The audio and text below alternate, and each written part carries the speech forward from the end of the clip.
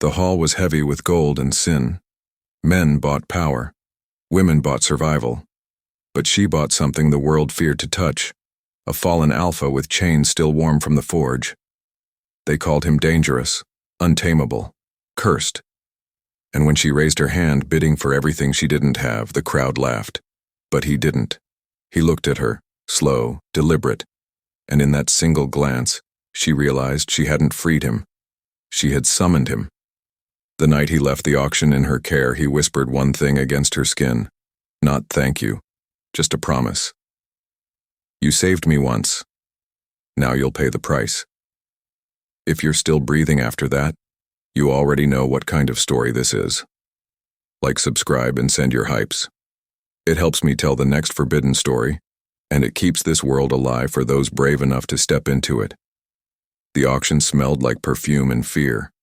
Velvet curtains, jeweled guests, a stage built to break men. They called it the night of blooded bonds, where creatures once worshipped were sold by the ounce of their pride. She wasn't supposed to be there. An omega in a stranger's mask, hiding beneath a hood, pretending curiosity while her pulse betrayed fascination. She came to see what power did to those who had too much of it. But when the guards dragged him out, everything else disappeared. Chains bit into his wrists, leaving silver trails against skin too pale to be mortal. His eyes, molten gold dulled to amber, lifted once, found hers, and something ancient cracked open between them. He didn't fight, didn't bow. He only watched. The hall shifted, laughter fading, curiosity bending toward reverence. They called him Lot 47, a fallen alpha. Once a leader, now a lesson. His value wasn't in his strength anymore. It was in his defiance. When the whip came down, the sound was thunder. She didn't mean to stand, didn't mean to speak, but her voice tore through the silence like lightning. 10,000.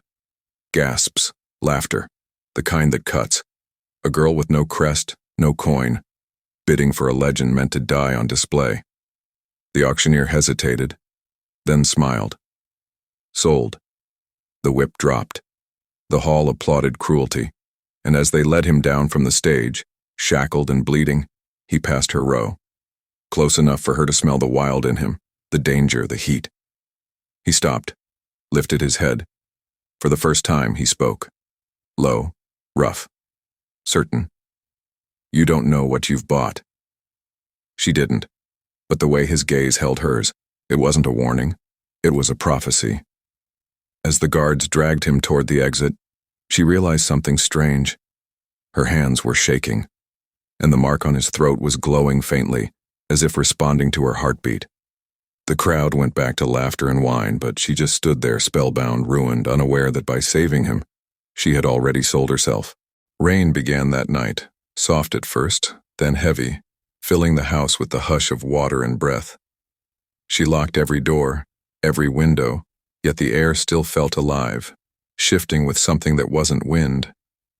He sat in the corner, silent, eyes half-shadowed, the chains around his wrists glinting like wet steel. He hadn't spoken since the auction, not once. But she could feel him thinking, like his thoughts pressed against the walls, testing them for weakness. When she lit a candle, he looked up and the flame bent toward him like even fire knew its master. Do you ever sleep? She asked. He smiled, slow. Not when I'm owned. His tone wasn't anger. It was hunger disguised as calm. He rose, too quiet for his size, moving through her small home like smoke through cracks. She told herself not to flinch, but her pulse betrayed her. Every step he took made the room smaller. He stopped by the window, looking out at the storm. Why did you buy me? I wanted to stop them, she whispered. Liar. His voice was low enough to be mistaken for thunder. You wanted to see what I'd do if someone touched me. She didn't deny it. She couldn't, because deep down that was the truth. She hadn't saved him for mercy. She'd saved him for the feeling of doing something dangerous. He turned to her then, the faintest light catching his features, sharp, wild, beautiful in the way a blade is beautiful before it cuts. You think you hold me? he said, but cages don't bind what isn't afraid to burn. He walked closer. She should have moved, should have drawn the blade she hid under the table, but instead, she stayed still, like prey caught in fascination. His scent filled the air, iron and smoke, winter and sin. When he stopped before her, she finally saw it, the faint glow beneath the collar they'd forced on him, a mark that pulsed softly, matching the rhythm of her heartbeat. "What is that?" she breathed. His gaze dropped to her throat. A mirror. That night, she dreamed of him, standing in the rain, head tilted back, eyes closed as if tasting the storm. His voice slipped through her dream like silk through fingers, low and certain, tracing her name with reverence. When she woke, the candle was out. The house was dark, and on her pillow lay his chains, cold, wet, gleaming with rainwater. Her breath hitched. He was behind her. She didn't have to turn to know. The heat of him pressed into the air, his voice threading into her ear, rough and soft all at once. "If you unbind me," he whispered, "I'll unmake you." The chains fell to the floor, and before she could breathe again, the house itself seemed to exhale, slow, heavy, and alive. Morning came heavy with fog and tension. The world outside her house felt quieter, as if it too was listening for what they would do next. He stood by the door, arms crossed, no chains now, only the invisible kind that hummed between them. "You should leave," she told him. Her voice tried to sound firm, but it trembled like the last thread before it snaps. He tilted his head. "And go where?" "You bought me. Doesn't that make me yours?" "I didn't buy you to keep you." His laugh was low, rough, dangerous. "Then what did you buy, little savior? Mercy? Or something you can't name?" Her heart pounded hard enough that it hurt. She turned away, but he caught her reflection in the glass, the way she looked when pretending she didn't want to understand him. "You want repayment?" she whispered. "Then take your freedom." He walked closer, unhurried, a storm learning patience. "Freedom isn't a payment," he said. "It's a debt." She swallowed, voice breaking. "Then what do you want?" He reached past her and pushed open the door. Cold air swept through, carrying the scent of rain and ash. "Trust," he said simply. "You give me that, and maybe I'll stop haunting your sleep." He spent the days after that teaching her things she didn't know she was allowed to learn. How to walk like she owned the ground. How to look someone in the eyes and make them bow first. How to use silence like a weapon. Every time he spoke, she felt the weight of centuries behind his words. Discipline dressed in sin, command wrapped in softness. She learned quickly, and he noticed. At dusk, when the world was made of silver and shadows, he circled her in the yard. "Again," he said, "look at me like you own the right to." She did. For the first time, she didn't flinch under the gravity of him. His mouth curved. Pleasure, pride, and something darker. "Better," he murmured. "Now speak." Her voice came softer than she wanted. "What am I supposed to say? Say you trust me?" "I don't." He stepped closer. "Then say you want to." Her throat closed on the words, but they escaped anyway. "I want to." The silence that followed wasn't peace. It was the ache before a storm. He moved until moonlight carved the shape of him across her.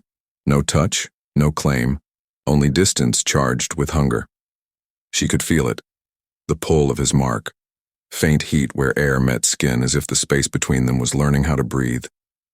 He leaned in, stopping just short of contact, his breath a low warning against her pulse. "Careful," he said. The body remembers what the heart denies. Her eyes closed, her breath caught, her knees almost gave way, and then, nothing. He stepped back, the night swallowing the heat he left behind. A slow, feral grin touched his lips. "That's the first installment." She stood there trembling, not from fear, but from the unbearable knowledge that something inside her had already begun to change. The storm hadn't left. It lingered for days, pressing its weight against the windows like the sky itself was listening. She woke to the sound of his voice, low, steady, speaking words in a language older than walls. He stood shirtless by the fire, tracing the scar beneath his collar, the one that pulsed faintly like a memory refusing to fade. She asked what it was. He didn't answer. Not at first. He only looked at her with that same unreadable calm that made her heart forget its rhythm. Then, slowly, he said, "That's where they branded me. Not to mark what I was, but to erase it." She stared, realizing the truth she had tried not to see. His bearing, his discipline, the way even silence bowed to him. He wasn't born of chains, he was forged into them. "You're not just a rogue," she whispered. He smiled, but it didn't reach his eyes. "I was a prince once, until I told my council I'd rather bleed than rule a kingdom built on obedience." The words hit her like cold rain. "So they sold you. They called it cleansing the bloodline." His tone darkened, softer, like the edge of a blade drawn slow. "And now they'll hunt anyone who shelters me." She felt the air leave her lungs. Fear, reason, survival, all of it told her to run. But her body didn't move. Her soul didn't listen. It only burned. "Then I should leave," she said. "If I stay." "You'll fall," he interrupted, voice low, dangerous. "Maybe I already have." The space between them crackled. He stepped forward. She stepped back, until her spine met the wall, and the distance between them turned into gravity. "You think you're saving me," he said, "but every breath you take near me writes your name into my curse." Her eyes shone with defiance. "You're right. You are cursed, because you think you're the only one who's ever been broken." He moved closer, close enough that the air between them trembled. "Careful," he warned. "You're talking to a monster."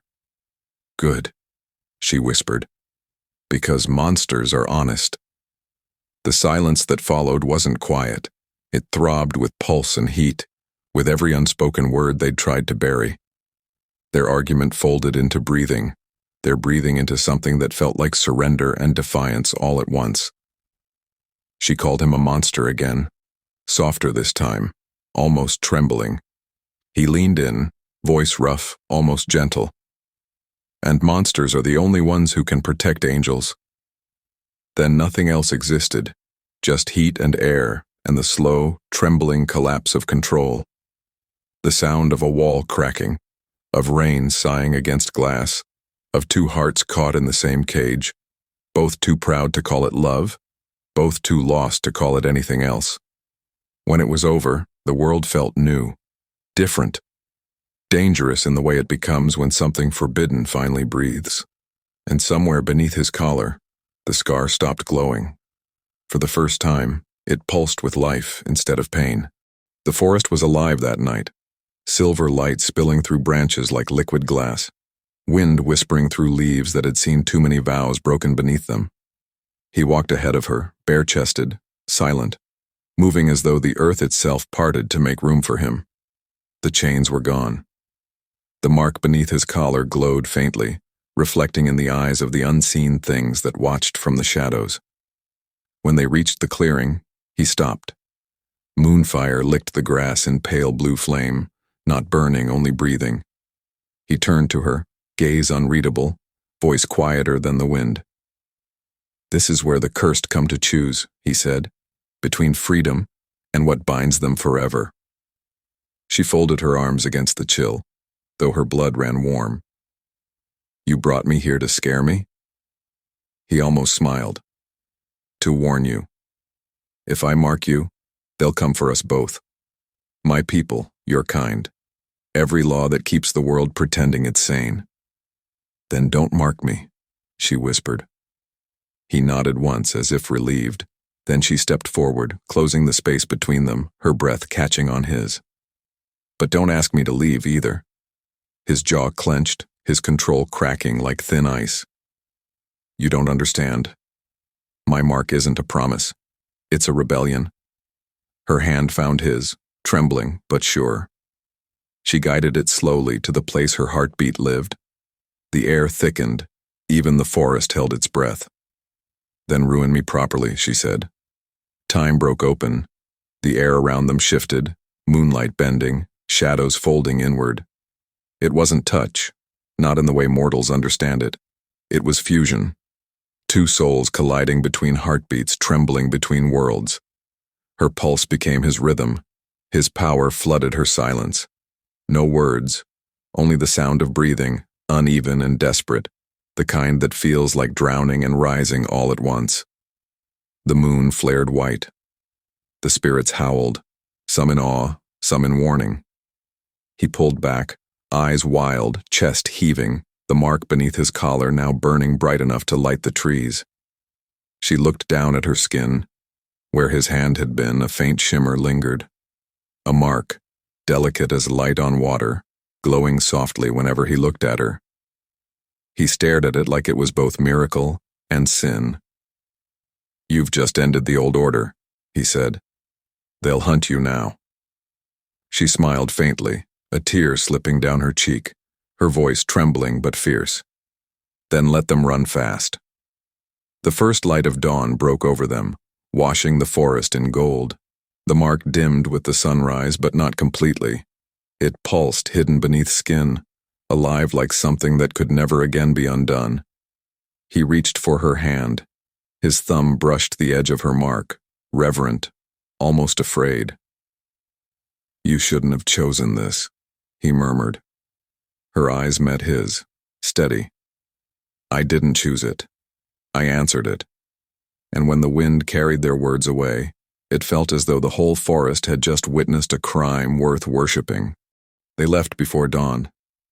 The city slept under heavy fog, streets slick with rain, bells tolling far behind them like ghosts too tired to warn.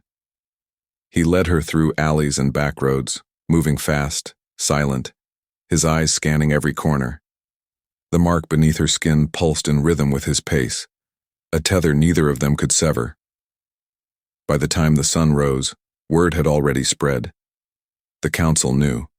The prince who defied them still lived, and now he had taken an omega, marked her in defiance of law and bloodline.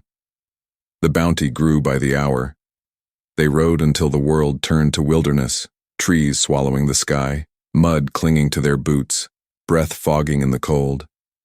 Every shadow felt like betrayal waiting to happen. Every rustle, every branch snapping underfoot made her fingers tighten around his sleeve.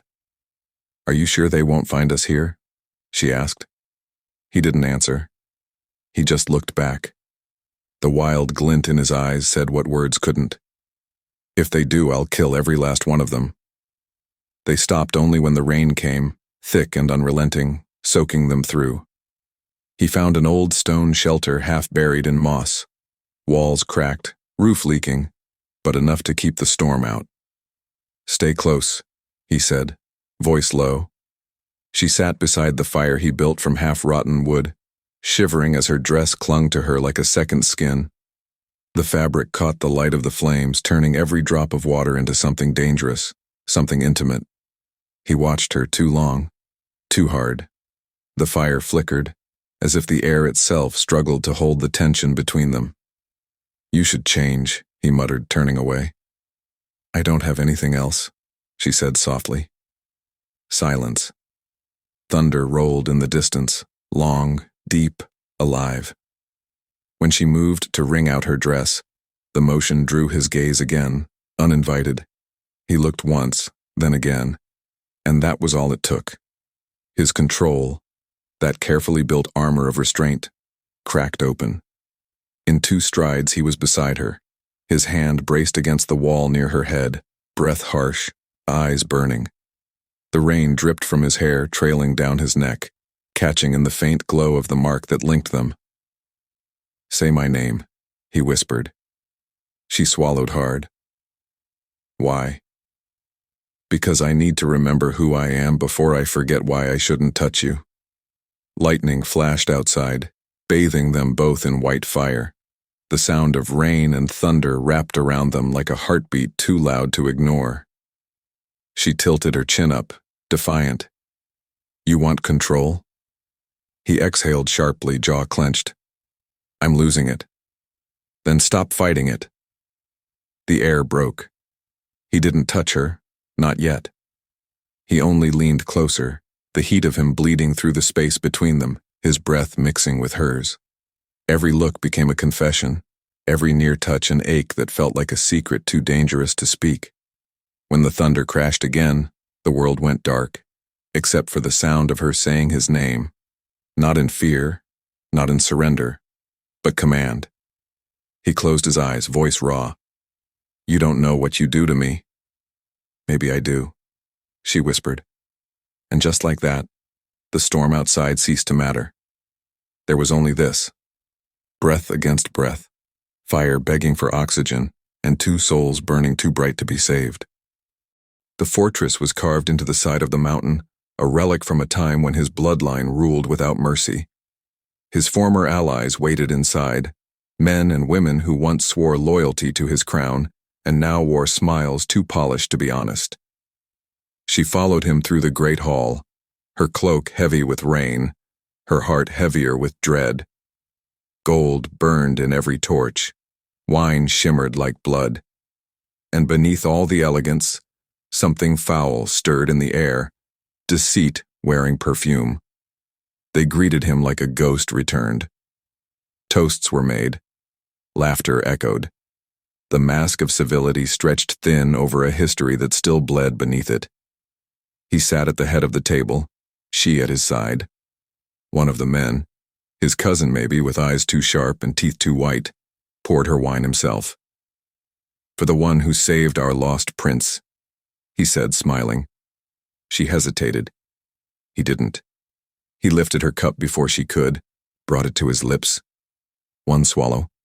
Two. Then his hand dropped the goblet. The room blurred into chaos. He hit the floor, eyes wide, body seizing in her arms. The poison worked fast, too fast, a fire eating through his veins. She screamed for help, but no one moved. They all just watched, some with pity, some with satisfaction. She pressed her hand to his chest, feeling the mark beneath his skin dimming with every breath. No, she whispered. You don't get to leave me like this. He gasped, eyes losing focus. You should run. Shut up, she hissed, voice breaking. You don't give me orders anymore. She bent over him, trembling, desperate. Her lips found the place where his pulse stuttered beneath skin gone cold. She whispered his name like a spell, over and over, her voice shaking. Stay. Stay with me. The glow of her mark spread to his, faint at first, then violent, blazing through both of them like two halves of the same fire fighting to reunite. Her words turned to rhythm, rhythm to breath, breath to life. And then, he gasped. The air tore back into his lungs like the world itself was forced to return him. The poison had burned away, but something else took its place. When his eyes opened, they weren't the same color. The gold was gone, replaced by a molten red that pulsed faintly with her heartbeat. He looked at her, truly looked, as if seeing her for the first time and the last time all at once. What did you do? He whispered. She couldn't answer. Her skin still tingled where his pulse had touched her lips. The mark between them flared, alive and furious, binding them in something that felt like pleasure twisted with pain, devotion sharpened by fear. He reached up, fingers trembling, brushing her jaw. You called me back. I couldn't lose you, she breathed. He smiled faintly, not his usual grin but something softer. You did more than that. You bound yourself to me. She felt it then, the truth sinking deep. She couldn't breathe without him anymore. The bond wasn't just soul deep, it was survival. And when the hall cleared and the night went still, she sat beside him until dawn, tracing the faint red light that linked them. They found them before sunrise. The mountain fortress that once felt untouchable was already surrounded, torches in the fog, steel glinting like teeth. There was no warning, no time for strategy, just the sound of boots and betrayal. The same cousin who'd toasted them the night before stood at the gate, his smile brittle as frost. "She's the price," he said. "Give her up and I'll spare you the rest." The Alpha's answer was wordless, a growl that made the stone tremble. But before he could reach her, 10 men closed in. She shouted his name, her mark burning under her skin like a living brand. Then, everything went black. When she woke, it smelled of rust and damp earth. Chains clattered as she tried to move, and the sound that answered made her heart stop. The same sound, only deeper. His chains. She turned her head. He was there, barely an arm's length away, shackled to the wall opposite hers. Eyes open, bleeding fury and guilt. The dim light from the torches flickered across him, carving out every scar, every line of exhaustion. "They used me," she whispered, "to find you."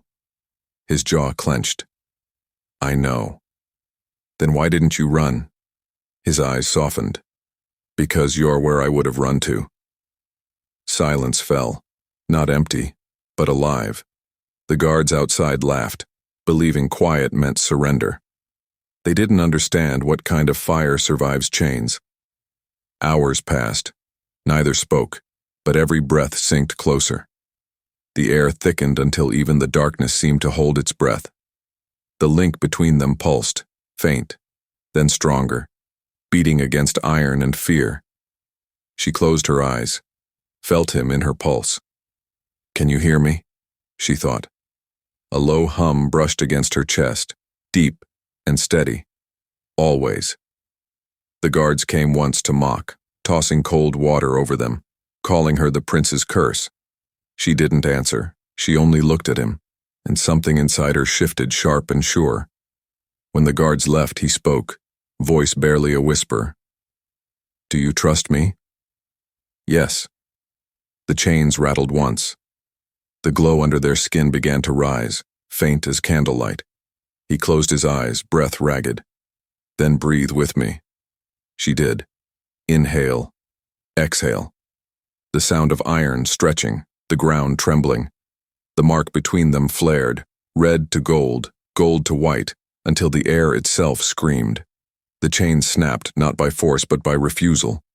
They didn't break metal. They broke meaning. The dungeon filled with light like dawn arriving too early. When it faded, she was in his arms, both of them shaking, the scent of smoke and rain clinging to their skin. He looked down at her, hand brushing her cheek, gentle in a way that undid her completely. "Now," he murmured, voice rough from pain and reverence. "You've paid in full." She smiled through the ache, whispering, "Then why does it still feel like I owe you something?" He pressed his forehead to hers. "Because you do. My life." And in that ruined dungeon, surrounded by the echo of broken chains, they finally stopped running. Not because they were free, but because together, freedom had changed its meaning. The world woke to fire. Smoke rose from the mountains like dark wings, and the sky carried the sound of armies moving through mist. He stood at the front, no longer the exile, no longer the chained prince, but something older, something born from defiance itself. Around him rebels knelt in silent vow. Behind him she watched, her mark glowing faintly beneath the collar of her tunic, its light pulsing in time with his heartbeat. They had come too far to hide now. The council called their bond a curse. The prophets whispered that it would end kingdoms. But to them, it was simply truth, a truth too dangerous for the world to survive unbroken.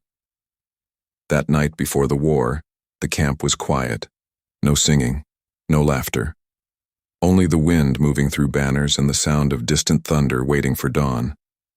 She found him alone, sharpening his blade, his face half hidden in the flicker of firelight. "They'll come with everything they have," she said softly. He nodded. "Let them. I've already lost everything that mattered." "Not everything," she whispered. He looked at her then, really looked, and whatever weight he carried seemed to falter under her gaze. He set the blade aside and stood, stepping closer until her reflection lived in his eyes.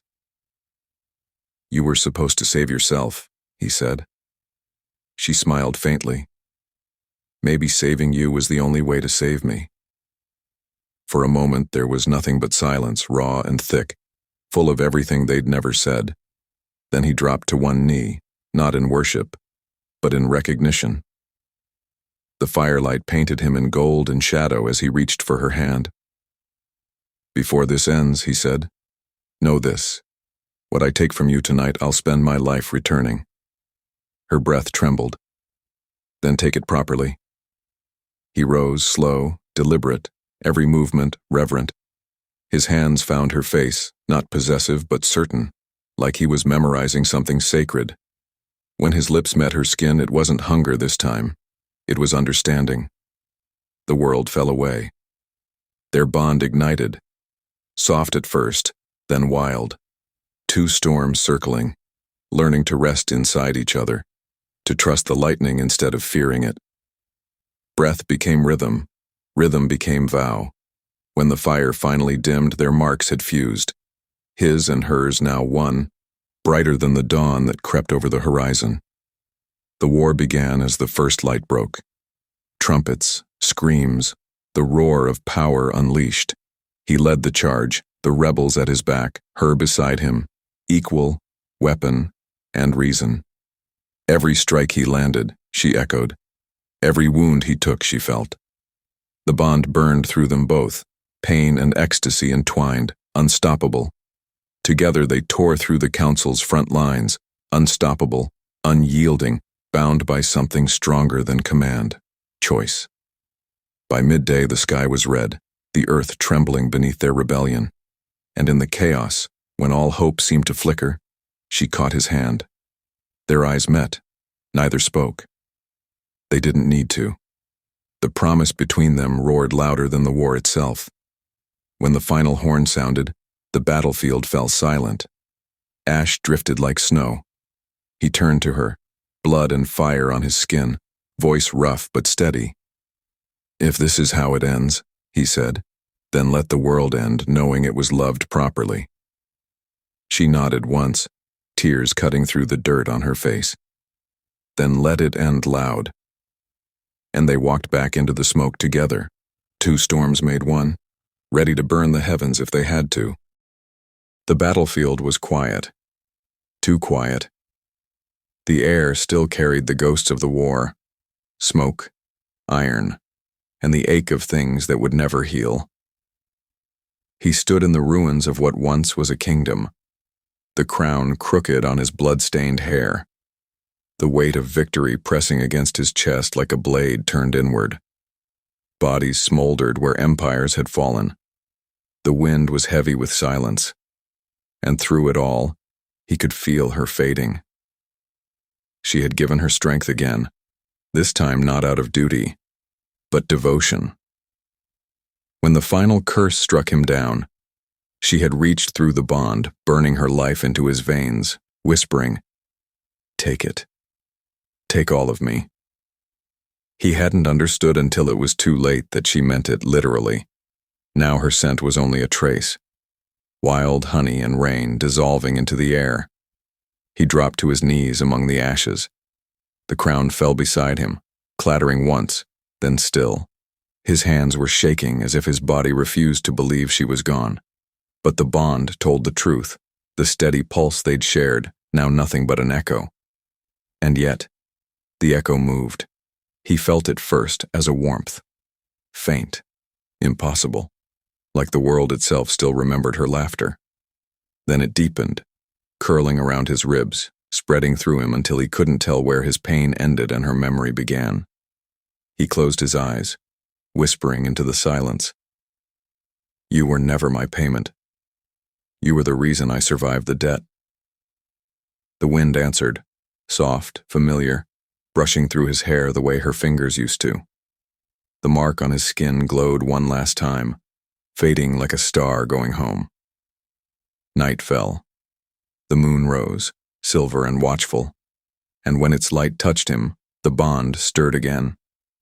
Not as fire this time, but warmth, the kind that lingers after someone's smile, the kind that says you're not alone, not yet. He tilted his head back, eyes wet, mouth curving into something between grief and peace. "Still with me," he murmured. And somewhere in the distance, carried on the wind that smelled like her, a whisper returned, quiet, teasing, unbreakable. Always. The ruined field shimmered faintly in moonlight, the ashes glowing like embers that refused to die. He stood, picked up the crown, and placed it not on his head, but in the dirt, where her last breath had fallen. Then he walked toward the horizon, leaving behind a kingdom born of ruin, carrying only her warmth and the bond that no world could bury.